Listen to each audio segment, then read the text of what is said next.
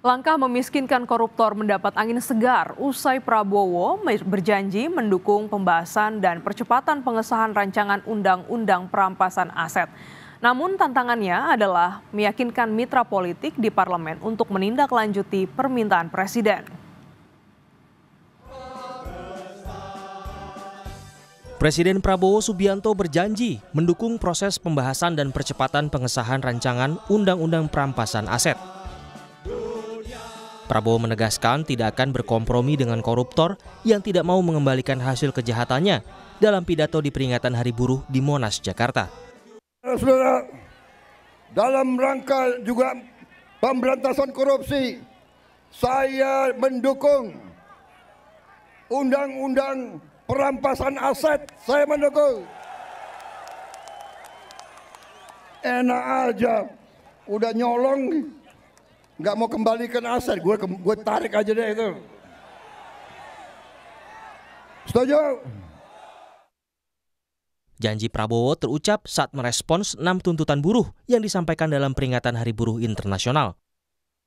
Buruh juga menuntut pengesahan RUU perampasan aset sebagai bentuk dukungan terhadap pemberantasan korupsi. Isu yang diangkat plus satu, yang pertama adalah hapus outsourcing, yang kedua adalah upah layak, yang ketiga adalah Satgas PHK, yang keempat sahkan RUU Undang-Undang Ketenagakerjaan, yang kelima adalah sahkan RUU PPRT, dan yang keenam adalah sahkan RUU perampasan aset dalam memberantas korupsi. Dan satu lagi adalah ratifikasi konvensi ILO nomor 188 tentang perlindungan buruh perikanan. Pembahasan RUU perampasan aset menjadi tuntutan banyak pihak untuk memberantas korupsi di negeri ini. RUU perampasan aset kali pertama diinisiasi Pusat Pelaporan dan Analisis Transaksi Keuangan sejak 2003. RUU ini kemudian masuk program legislasi nasional DPR pada 2005-2009 dari total 31 RUU prolegnas prioritas 2008. Di periode berikutnya, RUU perampasan aset kembali masuk prolegnas dan berubah nama menjadi RUU perampasan aset tindak pidana. Pada era pemerintahan Presiden Joko Widodo, pemerintah telah mengirimkan surat presiden untuk membahas RUU perampasan aset pada pertengahan Mei 2023. Akan tetapi, hingga masa jabatan DPR periode 2019-2024 berakhir, surat presiden tidak ditindaklanjuti ke pembahasan RUU. Pada April 2023, survei Litbang Kompas mencatat lebih dari 82% responden menilai RUU perampasan aset mendesak untuk dibahas di DPR. 13,6% berpendapat tidak mendesak dan 4,2% menjawab tidak tahu. Di survei yang sama, 78,5% responden setuju negara berhak merampas aset penyelenggara negara yang tidak wajar dan berasal dari sumber yang tidak sah. Yang tidak setuju sebanyak 15,2% dan tidak tahu 6,3%. Namun, apakah RUU perampasan aset bakal memberi efek jera koruptor? 61% responden memiliki keyakinan tersebut. Sementara 34,9% tidak yakin dan 3,8% menjawab tidak tahu.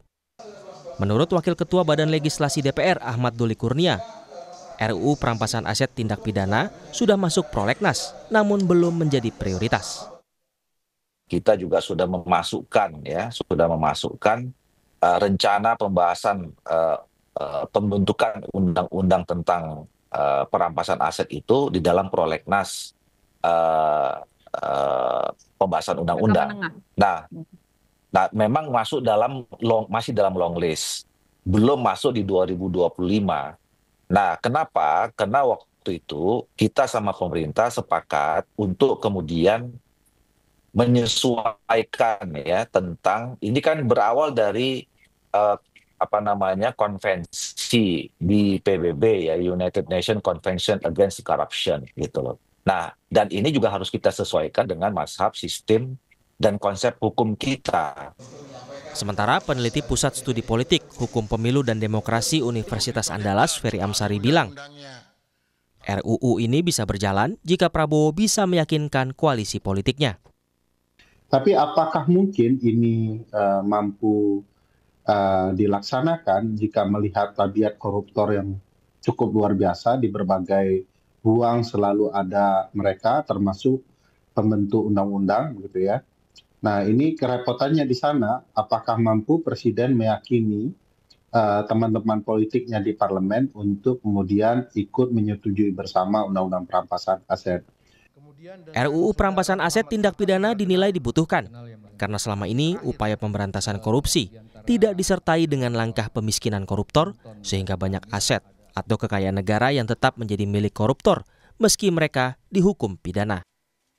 Tim Liputan Kompas TV.